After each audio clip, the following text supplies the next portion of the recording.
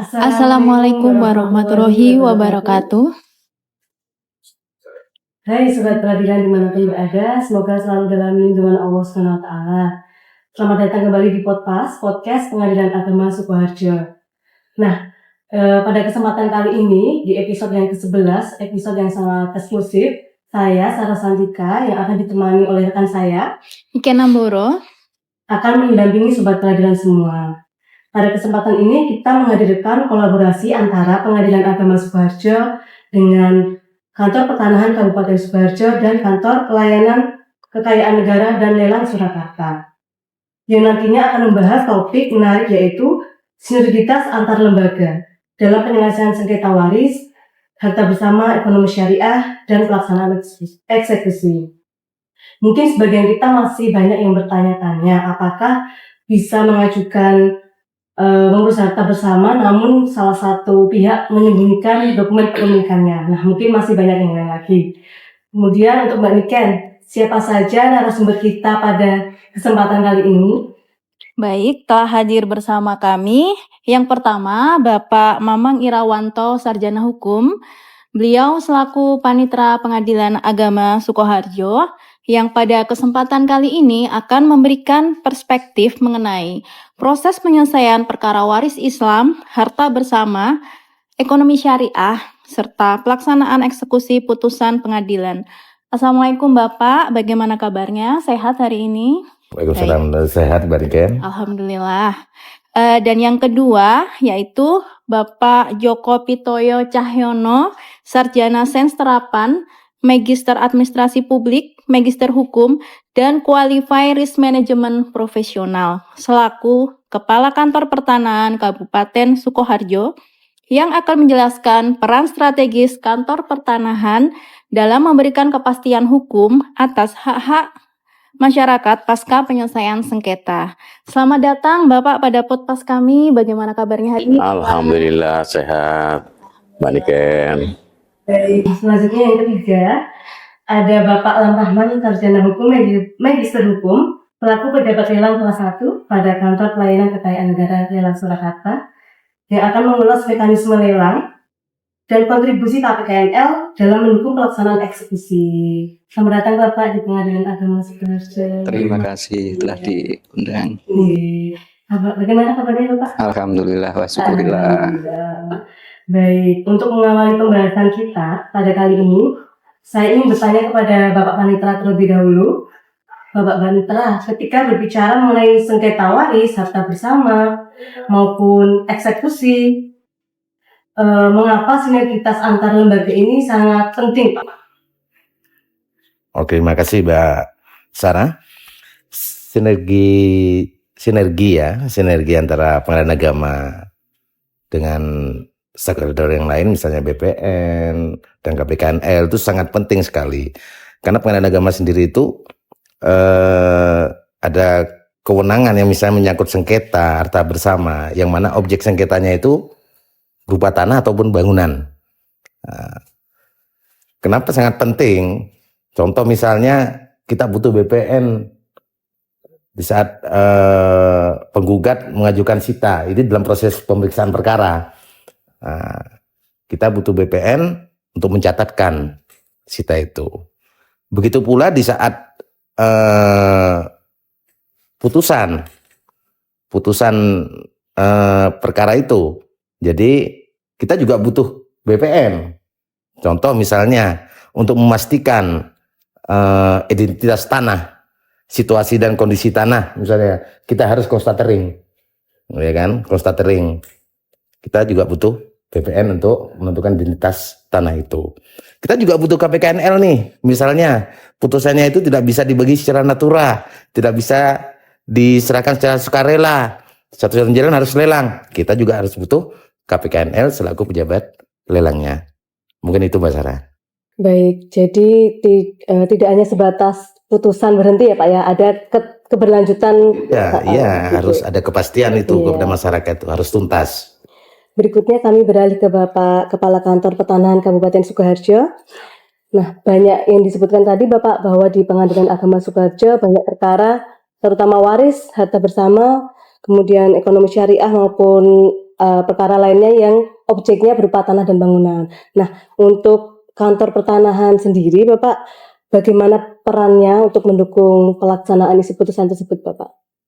Baik, Mbak Sarah. Jadi seperti tadi sampaikan Pak Panitera, jadi sinergi antara Pengadilan Agama, KPKNL, dan di kantor pertanahan ini menjadi sangat penting. Dan itu dalam konsep sinergisitasnya itu tadi juga disampaikan untuk memastikan bahwa kepentingan daripada para pihak dalam hal ini, kalau misalkan yang menang perkara ya, bagaimana itu tidak berhenti hanya dengan putusan yang ada, tetapi next bagaimana sih kelanjutan yang sebenarnya ingin dicapai dalam, kalau orang berperkara pasti kan ada tujuannya kan.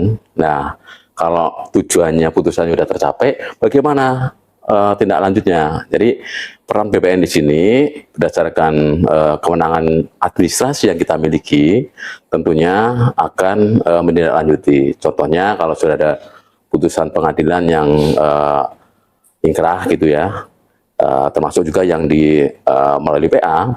Jadi tentunya apa yang menjadi syarat nantinya untuk bisa didaftarkan, karena salah satunya wujud daripada kemenangan yang ada di kita itu adalah meneruskan memproses permohonan dari masyarakat berdasarkan putusan pengadilan.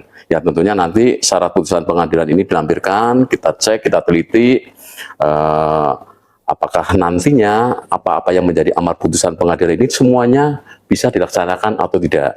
Karena dalam kasus-kasus tertentu ada putusan pengadilan itu yang tidak semuanya itu bisa dilaksanakan gitu.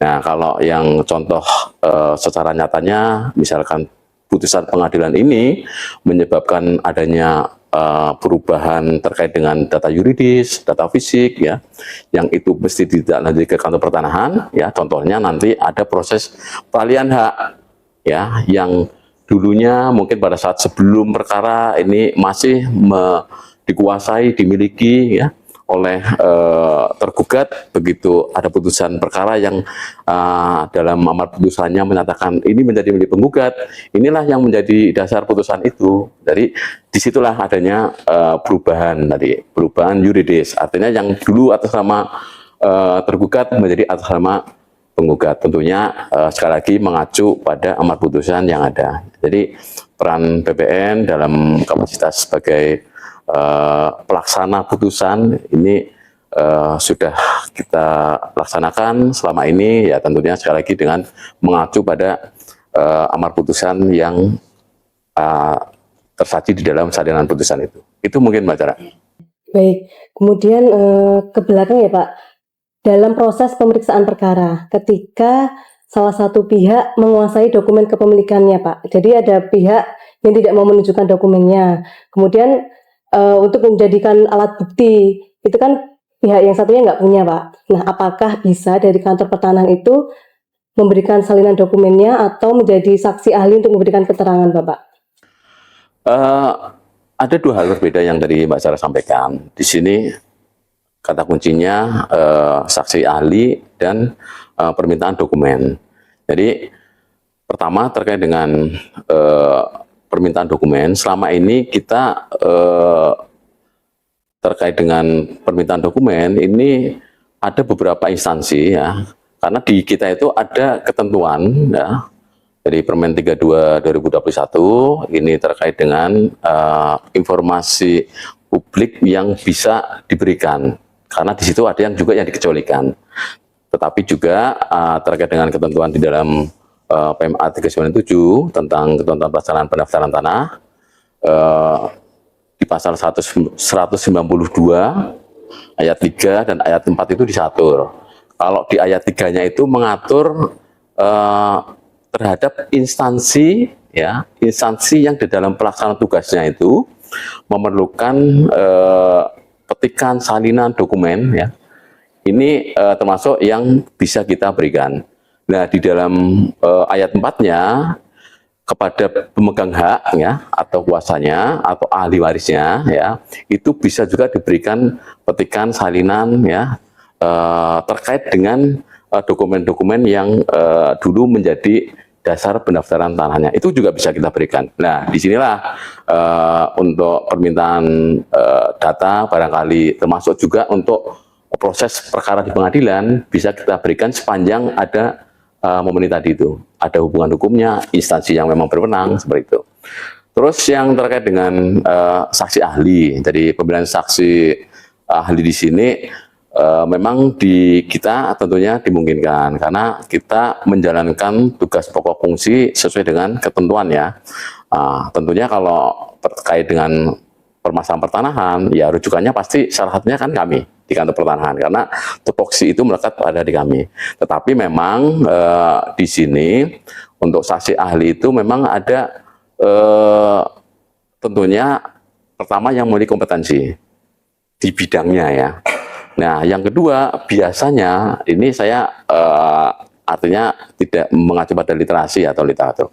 Biasanya itu yang permohonan saksi ahli itu di tingkat kementerian.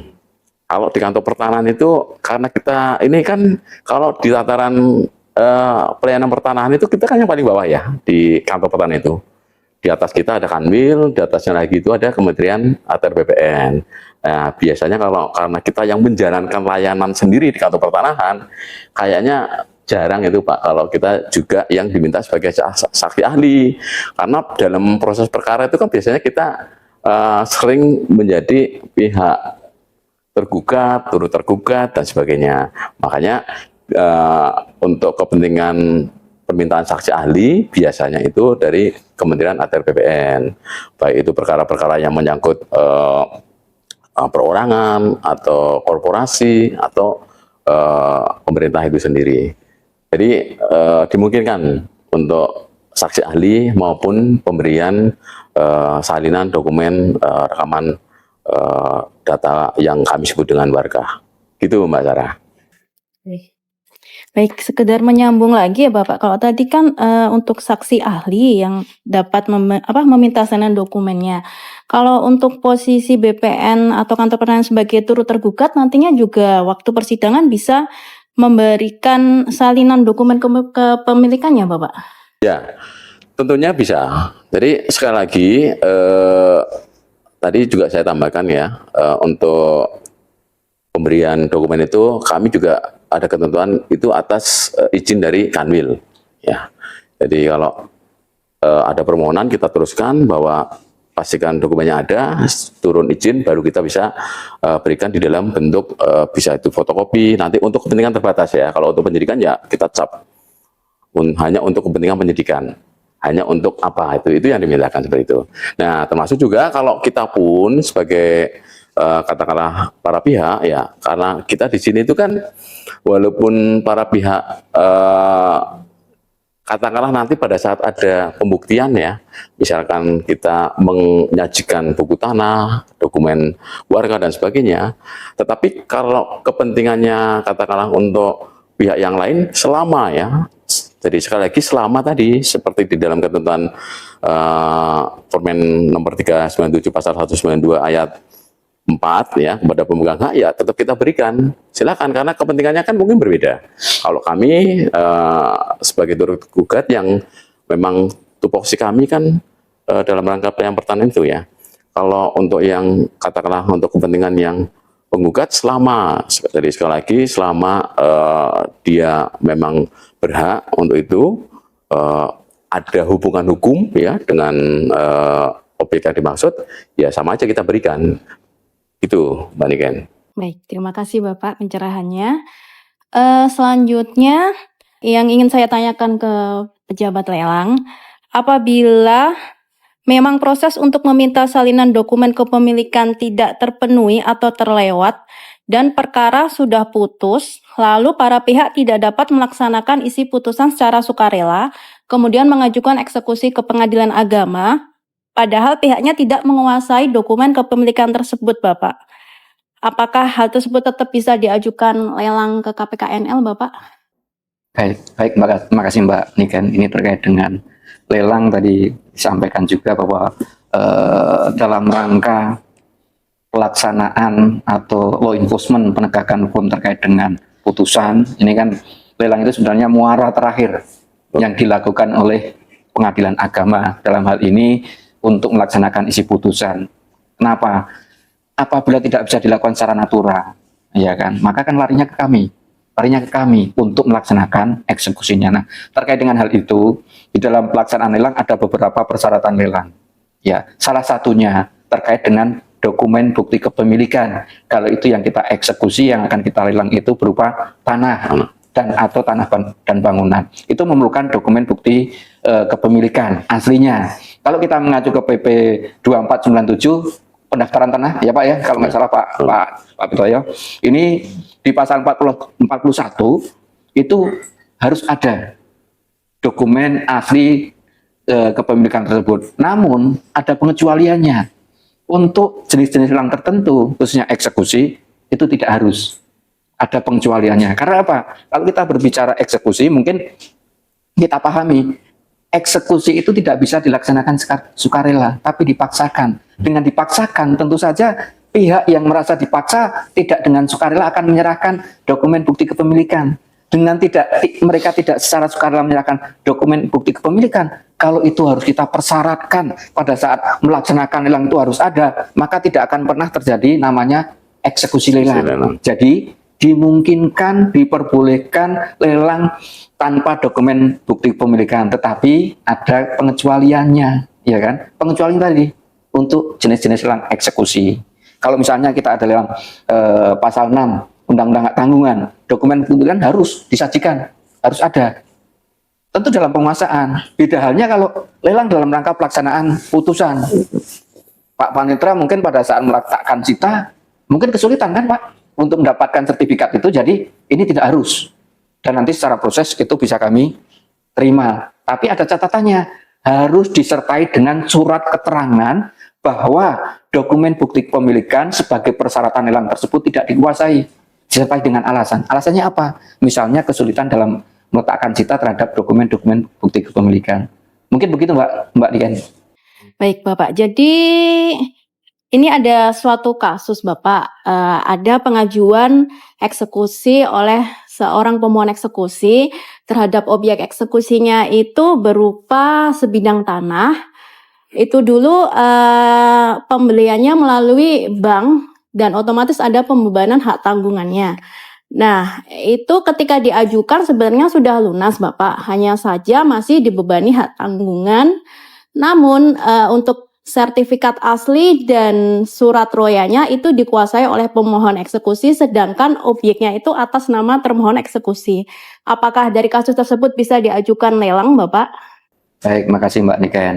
Ini memang problematika yang sering muncul apabila dalam hal lelang eksekusi itu ada namanya diikat dengan atau dibebani dengan hak tanggungan. Karena asas hak tanggungan itu kan akan mengikut kemanapun barang itu berada. Artinya selama itu tidak bisa diroya, maka itu nggak akan bisa dibalik nama juga nanti. Pada akhirnya mungkin kalau sudah sampai ke BPN, pasti BPN juga akan mempertanyakan kan gitu kan, mengalami kesulitan. Tetapi tadi Mbak Diken sampaikan dalam hal ini sudah ada nih bahwa debitur itu lunas. Perlu dibuktikan pelunasannya seperti apa. Misalnya ini loh sudah ada surat pengantar dari kreditornya atau banknya sudah memberikan informasi bahwa terhadap debitur tersebut sudah melunasi, dibuktikan dengan surat pengantar roya yang tujuannya kepada kantor pertanahan untuk memproses balik nama tadi. Tapi dalam hal ini untuk memastikan agar nanti lelang itu bisa berjalan tuntas, karena kita berbicara lelang itu harus tuntas, tidak hanya sebatas laku saja, tetapi kita berbicara dalam hal ini berbicara konteks juga terkait dengan levering baik levering fisik maupun levering yuridis. Kalau hanya sebatas levering fisik mungkin bisa dilakukan kan gitu kan, tapi kita berbicara levering yuridis selama masih ada HT itu mungkin akan susah dan sulit untuk dilakukan balik nama. Jadi pada saat sudah diketahui terhadap objek tersebut ada HT, untuk memastikan itu bisa dieksekusi sebelum dimasukkan ke kita mungkin bisa dikonfirmasi ke kantor pertanahan gitu ya Pak Pitoyo. Artinya biar kita nanti dalam hal melaksanakan lelang eksekusi itu dapat memberikan kepastian hukum, karena dengan kepastian hukum itu tidak dengan sendirinya ada kepastian hukum, dengan sendirinya akan lahir namanya perlindungan hukum. Tidak akan mungkin lahir perlindungan hukum kalau tidak ada kepastian. Jadi konteksnya, satu, dengan adanya surat keterangan lunas dan pengantar roya tadi, prinsipnya itu bisa dilaksanakan lelang. Tetapi yang kedua, untuk memastikan itu bisa dijalankan, lebih sebelum diajukan kepada kami, mungkin dimintakan koordinasi dengan kantor pertanahan. Itu Pak Dian. Yeah. Terima kasih sekali Bapak pencerahannya. Kemudian menyambung ke Bapak Kakan, mungkin tanggapannya terkait yang kasus baru saja itu Bapak. Ya, jadi seperti tadi disampaikan dari teman KPKNL ya. Jadi kutipan risalah lelang ini kan menjadi salah satu persyaratan di dalam nanti pelayanan pertanahan. Sebenarnya kedudukannya kan sama dengan akta ya, akta PPAT gitu. Jadi cuman di sini seperti yang tadi disampaikan Mbak Niken, lah kalau masih ada hak tanggungannya, karena pada prinsipnya untuk pemberian layanan pertanahan ya, pada saat satu hak atas tanah itu masih dilekati hak tanggungan, itu harus ada pencatatan penghapusan yang disebut dengan roya tadi itu. Nah, ini yang kita nanti teliti ya terkait dengan risalah lelangnya, apakah memang sudah sesuai dengan tentunya ketentuan. Terus yang kedua, keterangan lain-lain seperti lunas dan sebagainya ya. Karena pada prinsipnya itu sebenarnya kalau HT itu untuk bisa dihapuskan catatan HT itu, yang paling utama prinsipnya kan itu sudah dilunasi. Apakah dengan pelaksanaan lelang ini sekaligus itu menjadi pelunasan apa yang menjadi tanggungan dari si debitur pada krediturnya gitu. Kalau itu memang prinsip daripada yang memberi hutang atau krediturnya itu menganggap bahwa ini hak dari krediturnya sudah dipenuhi, termasuk dari lelang itu, saya rasa itu bisa menjadi dasar untuk dari krediturnya memberikan surat keterangan gitu, surat keterangan istilahnya lunas itu. Gitu. Makanya ini yang sebagai nanti pengganti dasar untuk penghapusan catatan tanggungannya itu, namanya royanya itu. Catatkan, baru kalau sudah diroya ya penghapusan catatan hak tanggungan itu, baru apa yang nanti dimintakan layanan berikutnya, minta dibalik nama misalkan, karena ini sudah menjadi hak saya sudah punya kutipan risalah lelang, segala sesuatu terkait dengan lelang sudah dibereskan ya, dibuktikan dengan mungkin bentuknya ada surat pengantar dan sebagainya, ya bisa kita proses gitu. Tetapi yang perlu digarisbawahi bahwa terhadap catatan hak tanggungan itu dia harus dihilangkan dulu melalui yang namanya roya itu. Itu Mbak Niken. Baik. Kalau dalam hal itu objeknya kan atas nama termohon eksekusinya Pak, sedangkan hubungan ini dalam perkara konteks harta bersama Bapak.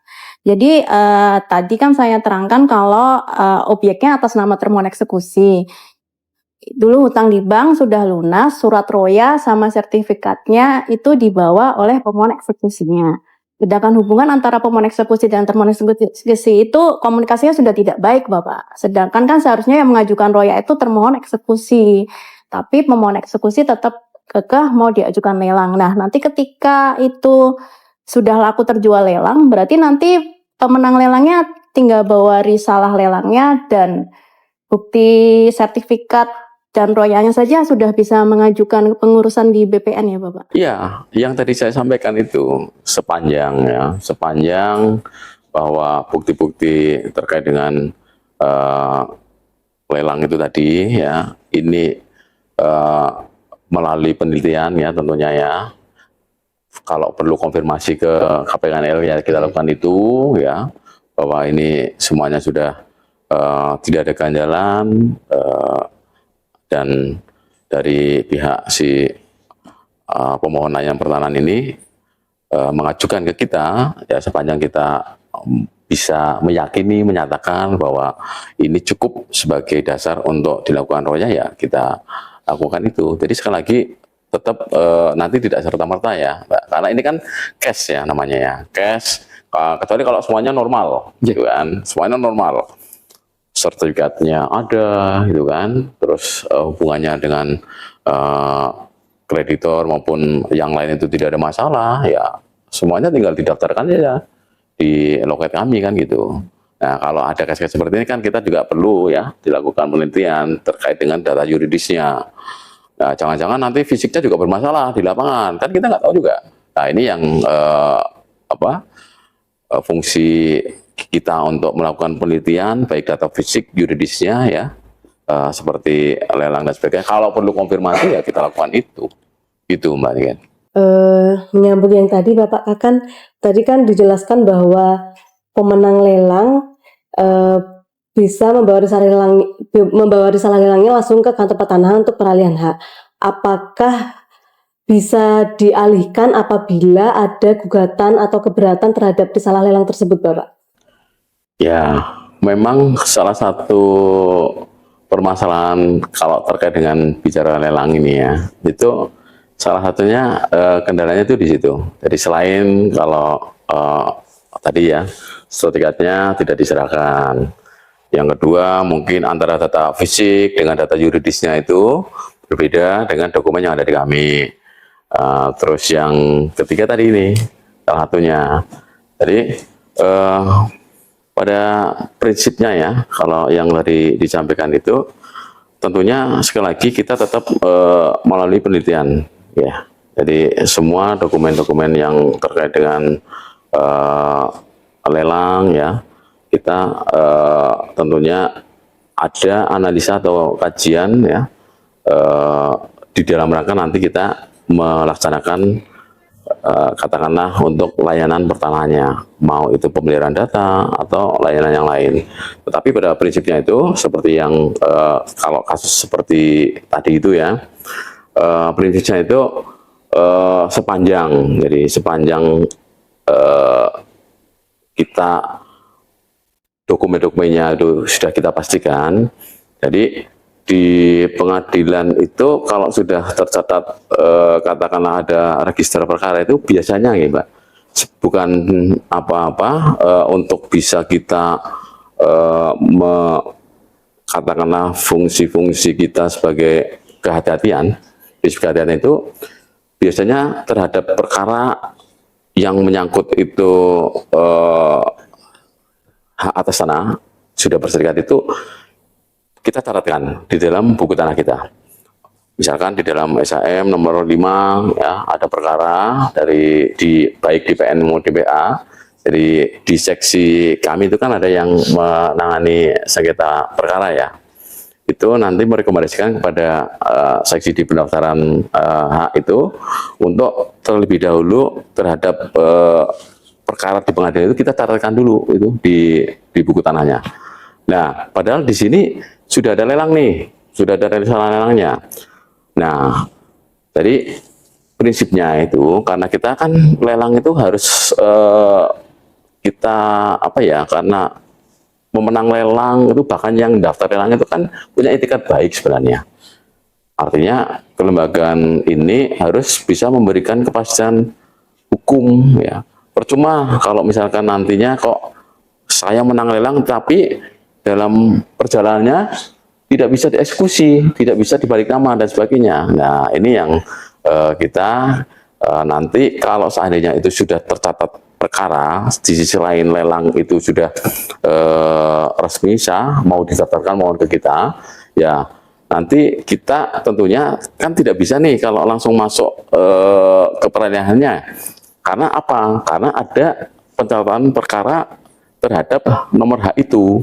Nah, biasanya kita karena kita menjadi pihak misalkan ya, menjadi pihak tentunya yang biasanya paling utama kan KPKNL kan yang digugat. Biasanya kita dari pihak, nanti kami minta izin kepada Pak Hakim ya yang menangani perkara ini untuk mencatatkan risalah lelang itu ya ke dalam sistem di kita.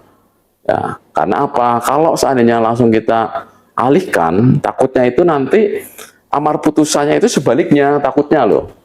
Ternyata dalam amar putusannya misalkan bahwa eh, lelang catat hukum gitu misalkan, berarti kan produk lelang itu semuanya tidak memiliki kekuatan hukum. Nah, kok langsung kita daftarin gitu, padahal ada putusannya seperti itu. Nah, makanya untuk kita bisa memberikan kepastian, ya tetap kita daftarkan. Tetapi sekali lagi, mungkin yang bisa kita lakukan selama ini adalah kita bersurat pada majelis hakim bahwa karena di situ ada catatan perkara, nah, sementara yang mau didaftarkan, ya kita sepanjang ada izin ya dari majelis gitu, dari hakim, ya kita tindak lanjuti. Tapi kalau itu misalkan tidak diizinkan gitu ya, apapun ya menjadi ranah kewenangan hakim, itulah yang kita tindak lanjuti. Jadi kurang lebih seperti itu Mbak Cara. Jadi tidak serta-merta ya, tidak serta-merta karena sudah lelang sementara ada perkara yang sedang berjalan, ya kita lakukan kajian itu. Salah satunya itu tadi, kita izin ke lembaga peradilan terkait dengan pencatatan lelang sebagai tindak lanjut nantinya untuk peralihan haknya itu Mbak. Mungkin Bapak Panitera mau menanggapi Bapak terkait risalah lelang yang digugat tadi Bapak. Jadi masyarakat itu sebetulnya bisa mengajukan gugatan. Jadi kalau saya menilai itu ada gugatan sebelum lelang dan gugatan sesudah lelang, pasca lelang. Jadi kalau gugatan sebelum lelang itu berarti risalah lelang belum terbit Pak Alam ya. Nah, ya itu bisa diajukan. Itu mungkin kaitannya bisa kena nilai limitnya ya kan. Bisa juga dari pengumumannya atau gimana. Itu mungkin akan lebih cenderung pengajuannya untuk menunda lelang. Jadi ada putusan sela dari majelis hakim itu, putusan provisi kalau nggak salah. Nah, itu mungkin tingkat keberhasilannya mungkin lebih besar. Nah, yang kedua itu gugatan sesudah lelang. Tujuannya apa? Membatalkan risalah lelang atau pembayaran ganti rugi. Karena kalau menurut saya risalah lelang itu sulit untuk dibatalkan kecuali memang ada unsur-unsur yang benar cacat hukum gitu loh. Nah, kalau cenderungnya biasanya majelis hakim itu dilarikan untuk pembayaran ganti rugi selisih harga yang sudah terjual dengan pasar misalnya. Jadi tidak menutup kemungkinan memang masyarakat itu boleh dan punya hak untuk mengajukan gugatan, terlepas itu sebelum lelang dilaksanakan ataupun sesudah lelang atau pasca lelang. Ada dua perbedaan nih sebetulnya ya kan. Jadi kalau sebelum lelang itu hanya anggapannya untuk menunda lelang, ya kan. Tingkat keberhasilannya mungkin lebih besar. Contoh misalnya, sekarang masih ada proses rekonstruksi, ya kan. Jadi gugatannya misalnya, Pak tolong ditunda dulu majelis hakim untuk lelangnya karena kami masih ada rekonstruksi utang. Jadi mungkin majelis hakim bisa menunda itu dalam putusan sela. Tapi harus diingat bahwa putusan sela, putusan provisi yang diputuskan oleh hakim itu, kalau misalnya tidak dikabulkan, KPKN harus tetap lanjut lelangnya. Kalau yang pasca lelang mungkin lebih ke ganti rugi itu tadi. Jadi kalau untuk membatalkan risalah lelang, kalau menurut saya juga minim lah presentasinya untuk dikabulkan kalau memang tidak benar-benar ada bukti hukum ya Pak ya. Mungkin itu saja Bu Sarah. Baik Bapak. Iya, menyambung pertanyaan tersebut, yang ingin saya tanyakan, bagaimana tanggapan Pak Lam? Mungkin ingin memberikan tanggapan terkait gugatan risalah lelang tadi, Bapak. Baik, makasih Mbak Niken. Tadi apa yang disampaikan Pak Panitra juga, bahwa gugatan itu bisa dilakukan sebelum pelaksanaan lelang dan juga bisa dilakukan pasca lelang, karena itu hak mereka. Itu hak setiap warga negara untuk melakukan gugatan. Terkait dengan gugatan, harus kita pilih dan kita pilih. Artinya pada saat kita berbicara kita pilih, kapan gugatan ini dilakukan? Dilakukan sebelum lelang. Kalau kita berbicara gugatan ini dilakukan sebelum lelang, ada beberapa hal yang perlu kita perhatikan. Gugatan yang dilakukan ini terkait dengan apa? Kan itu kan. Ya kan, kita berbicara pembatalan lelang, ya kan, biasanya kan tadi Pak Wanita sudah sampaikan, rata-rata gugatan sebelum lelang ini tujuannya untuk membatalkan atau setidak-tidaknya menunda pelaksanaan lelang, kan gitu kan. Nah, kita berbicara pembatalan atau penundaan lelang, itu hanya ada dua hal yang harus dipertimbangkan. Satu, ada permintaan penjual. Kira-kira ada nggak permintaan penjual terhadap lelang itu? Kan gitu. Yang kedua, terkait dengan ada atau tidaknya putusan atau penetapan, ya kan, dari ketua pengadilan yang menyatakan, yang amarnya menyatakan bahwa terhadap objek lelang itu diminta untuk dibatalkan, gitu. Jadi dua hal ini yang perlu kita perhatikan. Kalau dalam konteks lelang ini tidak ada hal itu, maka lelang akan jalankan seperti kasus-kasus sebelumnya ya Pak ya. Ada gugatan, kita lelang, kita tetap jalan. Karena apa? Dari pemohon lelang tidak ada tidak istilahnya menyatakan silakan jalan terus, karena dalam hal ini kan kita melaksanakan lelang itu untuk melaksanakan isi putusan, ya kan, untuk menjalankan penetapan di mana terhadap putusan tersebut sudah berkekuatan hukum tetap, kan gitu kan. Selama dari penjual tidak ada permintaan ya kami jalankan, kan gitu. Jadi nggak terakomodir di situ. Gugatan juga gitu, ada gugatan selama tidak ada putusan yang sifatnya istilahnya memberikan amar, ya kan, tolong batalkan, kami tidak lanjut untuk batalkan. Tapi kalau tidak ada, kami jalankan juga, ya kan. Ini gugatan pra-lelang, sebelum lelang. Tetapi gugatan pasca lelang, tadi saya sampaikan, gugatan pasca lelang itu artinya ini sudah terlaksana lelangnya. Ingin membatalkan risalah lelang, ya setiap warga negara silakan melakukan gugatan. Tetapi konteks selama kita menjalankan lelang, kita melaksanakan lelang sesuai dengan ketentuan dan prosedur, ketentuan dan aturan sudah menggarisbawahi bahwa itu tidak dapat dibatalkan. Maka pada saat pengajuan lelang itulah pentingnya namanya verifikasi. Permohonan-permohonan yang masuk di kita, mungkin Pak Mamang dan Mbak Sarah atau Mbak Niken pada saat mengajukan lelang kepada kami, mungkin bolak-balik permohonannya. Bolak-balik bukan berarti kita mempersulit, tetapi dalam rangka apa? Menghasilkan output yang nanti hasilnya dapat dipertanggungjawabkan, memberikan kepastian hukum. Jadi silakan saja, gugatan lelang nggak ada masalah. Pasca lelangnya risalah lelang mau dibatalkan, nah nanti kita buktikan di pengadilan, gitu. Itu Mbak Niken, Mbak Sarah. Yeah. Baik Pak, terima kasih atas pencerahannya Bapak. Kemudian pertanyaan terakhir untuk Pak Lam, terkait objek perkara yang belum bersertifikat atau masih berupa letter C.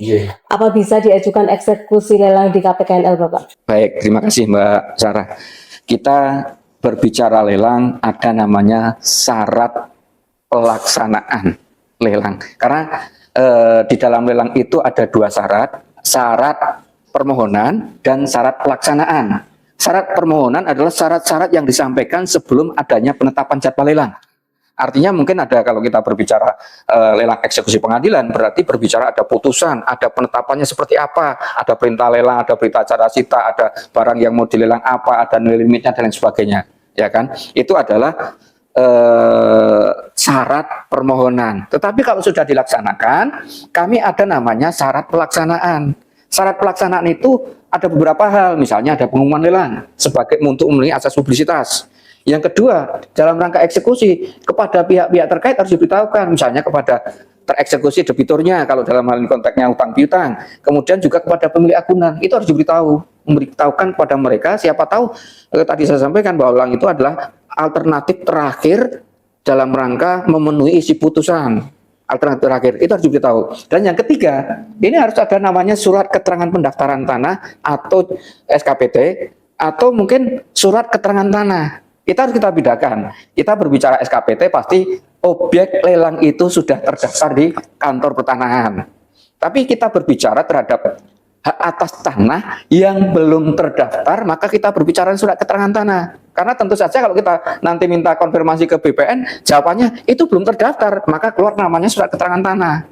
Nah, dalam hal ini untuk objek lelang yang belum terdaftar di kantor pertanahan, prinsipnya bisa diajukan permohonan lelang kepada kami. Tetapi harus disertai dengan syaratnya. Misalnya, untuk memastikan objek yang akan kita lelang itu belum terdaftar, minta keterangan kantor lurah atau kantor desa setempat. Di mana dengan keterangan atau keterangan lurah ataupun kantor desa setempat itu nanti sebagai rujukan untuk kita meminta kepada kantor pertanahan mengeluarkan namanya surat keterangan tanah. Jadi dalam hal ini bukan berarti tidak ada sertifikat itu tidak bisa dilelang. Karena ini kan menjalankan putusan atau penetapan sehingga nggak ada masalah, tidak ada dokumen belum terdaftar. Cuma nanti pasca lelangnya baru nanti kita serahkan kepada kantor pertanahan bagaimana proses untuk berikutnya. Karena nanti kan kami keluarkan namanya kutipan dalam rangka proses balik nama ataupun terkait dengan hak yang akan dimiliki oleh si pemenang lelang, ada kutipan, ada kwitansi dan melaksanakan beberapa kewajiban dia untuk proses seperti itu, gitu Mbak Sarah.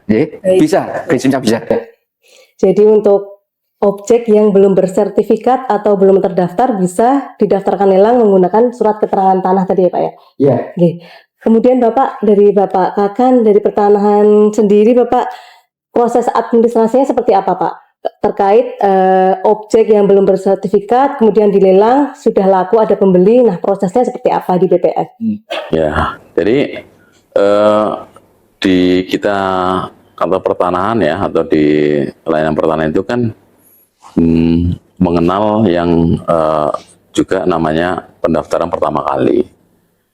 Ada pendaftaran pemeliharaan data. Pemeliharaan data ini bisa karena perolehan hak, peningkatan hak, perubahan hak ya dari hak guna bangunan menjadi hak milik ya, dan layanan yang lain. Nah, kalau yang tadi dimaksud di sini ini ada lelang, sudah ada risalah ya, tetapi atas objek yang belum bersertifikat atau masih kalau di kita ya letter C lah. Yeah.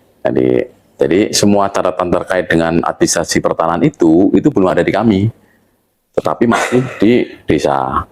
Ya, contohnya tadi ada letter C yang tercatat di desa. Nanti ada surat keterangan tanah dari Pak Lurah, Pak Kepala Desa. Nah, bagaimana kedudukan risalah lelang itu di dalam pendaftaran tanah ya? Jadi ini menjadi salah satu syarat. Jadi makanya tadi saya sampaikan bahwasanya kedudukan risalah lelang ini kan sama dengan akta PPAT. Nah, nanti di dalam kegiatan pendaftaran tanahnya ya, itu tentunya mengikuti kegiatan pendaftaran yang namanya pendaftaran tanah pertama kali atau dalam hal ini terhadap objek yang belum bersertifikat. Ya, tentunya syaratnya tadi ya, selain identitas diri, terus terkait dengan objeknya, di situ ada SPPT PBB-nya, ada letter C ya. Nah, termasuk salah satunya adalah kutipan risalah lelangnya itu nanti menjadi bagian tidak terpisahkan daripada syarat-syarat di dalam rangka pendaftaran pertama kali. Itu Mbak Sarah ya, dari melengkapi dari teman dari KPKNL gitu. Yang jelas Bapak. Baik, mungkin dari Bapak Panitra ingin memberikan tanggapan terkait hal ini Pak. Oke, mungkin tanggapan saya ini, jadi kalau objek sengketa itu berupa masih belum bersertifikat Pak ya, jadi masih letter C atau petok D, itu bisa dilaksanakan lelang Pak, bisa dilaksanakan lelang dengan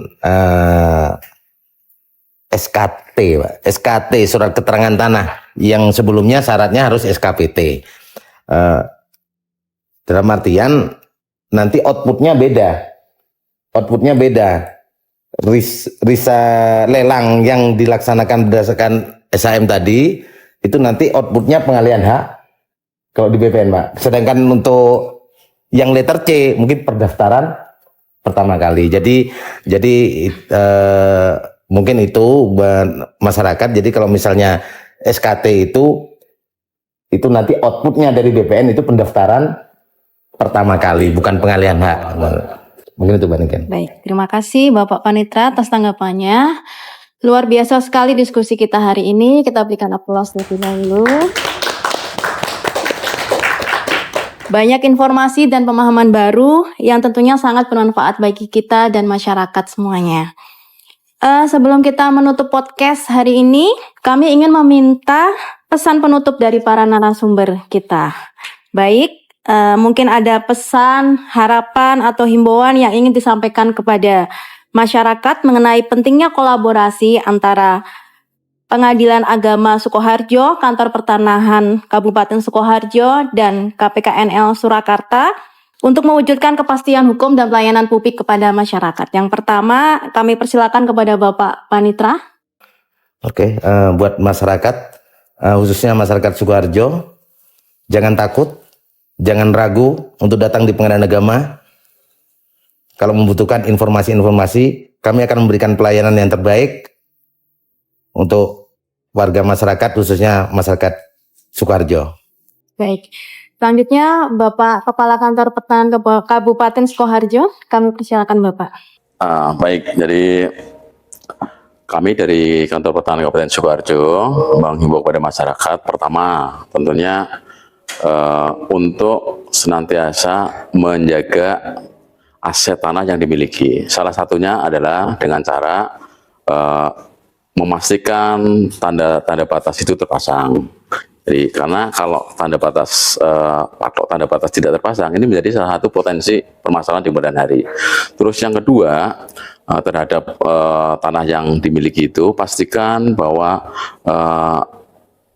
sudah didaftarkan di kantor pertanahan. Artinya sudah bersertifikat, karena sertifikat ini menjamin ya kepada para pemilik aset, pemegang hak, adanya kepastian hukum, letaknya, luasnya, ya. Jadi kepastian hukum hak atas tanah.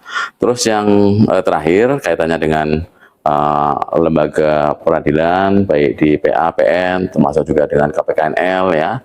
Sinergi yang sudah terjalin ini semata-mata tujuannya adalah untuk memberikan kepastian hukum kepada masyarakat, baik kepada pemenang lelang ya maupun masyarakat secara umum. Jadi mungkin itu yang bisa kami sampaikan. Terima kasih. Terima kasih Bapak. Selanjutnya kepada Bapak Lam, mungkin ada closing statement yang ingin disampaikan Bapak kepada masyarakat. Terima kasih Mbak Niken. Mungkin kita sampaikan kepada masyarakat bahwa lelang itu adalah law enforcement, konteksnya dalam rangka pelaksanaan putusan. Jadi prosedur lelang yang sudah kita jalankan nanti akan memberikan kepastian hukum. Jadi jangan ragu-ragu untuk ikut lelang. Jangan ragu-ragu. Ikuti lelang melalui portal lelang.go.id. Hanya itu salah satu fasilitas yang kami berikan masyarakat untuk bisa ikut lelang. Karena tidak ada lain tidak bukan lelang di Indonesia itu hanya melalui portal lelang.go.id. Hati-hati dengan mengatasnamakan lelang. Hati-hati dengan penipuan lelang. Ini yang seringkali muncul di tengah-tengah masyarakat. Jadi kami mengimbau pada masyarakat yang mengetahui akan hal ini untuk ikut lelang, tolong pastikan apakah lelangnya dilakukan melalui portal lelang atau di tempat lain. Ya kan? Pastikan kalau lelang yang kami selenggarakan, kami lakukan di portal lelang namanya lelang.go.id. Ya. Jadi pesan kami, jangan takut ikut lelang, karena dengan lelang akan memberikan kepastian hukum. Dengan kepastian hukum yang ada, maka pembeli lelang akan dilindungi oleh undang-undang. Begitu aja Mbak Niken, terima kasih. Baik, terima kasih kepada Bapak narasumber yang telah memberikan closing statement-nya. Semoga sinergi yang telah terjalin antara Pengadilan Agama Sukoharjo, Kantor Pertanahan Kabupaten Sukoharjo, dan KPKNL Surakarta dapat terus memberikan manfaat bagi masyarakat dan menghadirkan keadilan yang dirasakan oleh semua pihak. Sebelum kami tutup, kami akan berpantun terlebih dahulu Bapak. Baik, ke Sukoharjo menikmati jamu, singgah sejenak membeli batik. Pengadilan Agama, Kantor Pertanahan, dan KPKNL bersatu padu, bersinergi mewujudkan kepastian hukum demi pelayanan terbaik. Naik kereta menuju Surakarta, singgah sebentar di Sukoharjo. Terima kasih atas perhatian yang diberikan semua. Sampai berjumpa di podcast berikutnya. Baiklah Sobat Peradilan sekalian, demikian podcast yang sangat istimewa ini harus berakhir. Jangan lupa komen, like, and subscribe channel YouTube kami, Pengadilan Agama Sukoharjo. Mohon maaf apabila ada salah kata dan kekurangan. Wassalamualaikum warahmatullahi wabarakatuh.